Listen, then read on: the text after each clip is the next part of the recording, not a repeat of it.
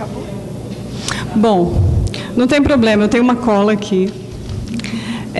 Porque o que aconteceu é que ali, eu já esgotei o tempo, né, Leda? Já. Faz tempo. Dani, desculpa.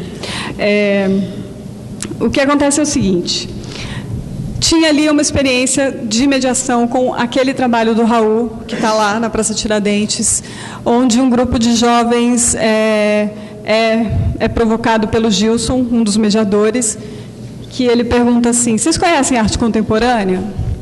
E eles respondem assim: é assim um movimento, uma expressão artística, de dança. Uma coisa sem sentido.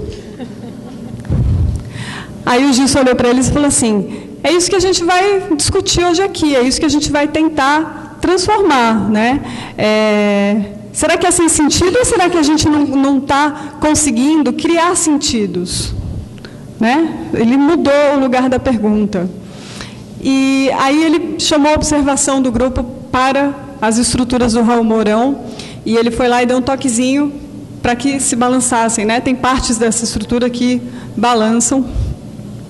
E aí eles começaram: isso parece um moinho, isso parece um relógio, isso parece um sino. E daí ele começou a travar a conversa através dessas associações que os alunos fizeram.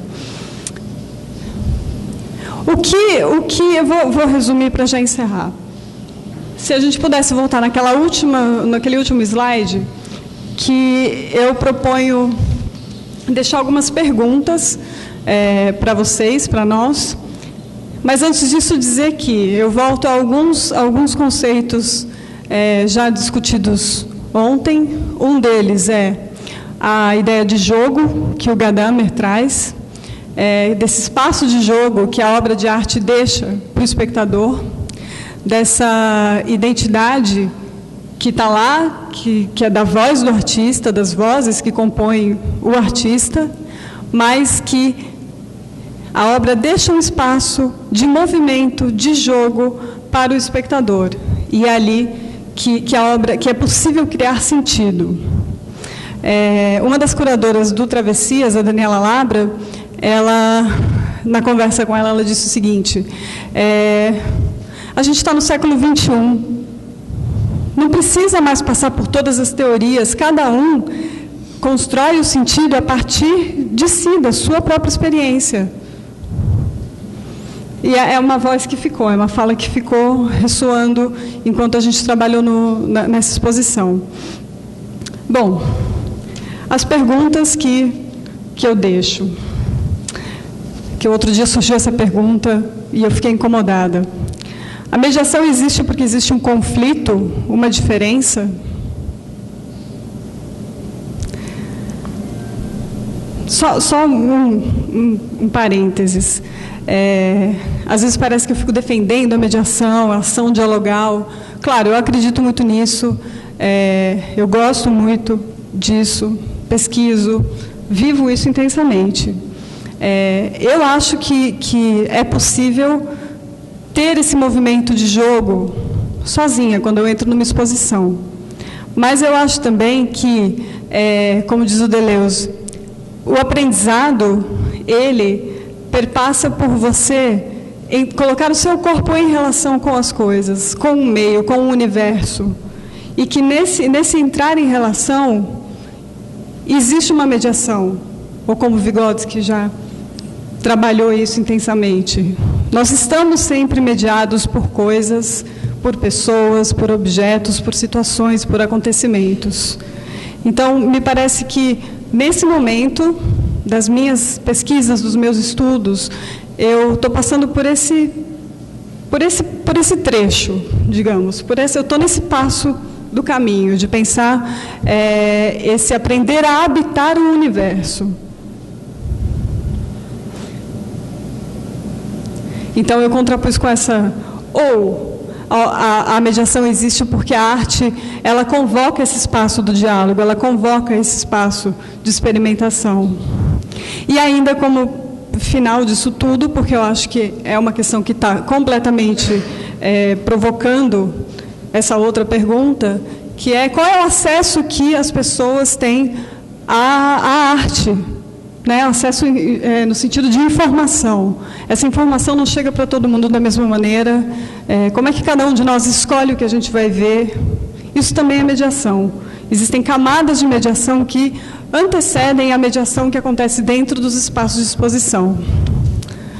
Gente, olha, é isso que eu separei para falar. Passei o tempo. Obrigada. Até já.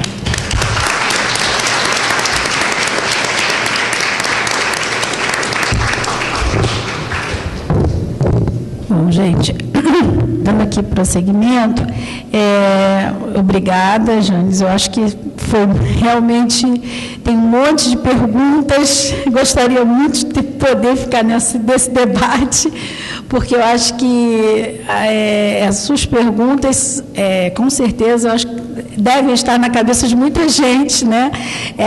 O espaço da mediação, eu acho que talvez ainda tenha uma questão anterior que a gente estava falando, que você chegou a falar, mas que a gente passa longe dela, que é assim, que tipo de mediação, né? A gente já está falando de uma mediação produtiva, dialogal, e mesmo assim a gente está se questionando se ela é necessária ou se ela é fundamental ou não. Você está jogando a partir de um conceito de uma mediação adequada, que não é uma resposta, mas é uma coisa mais dialogal.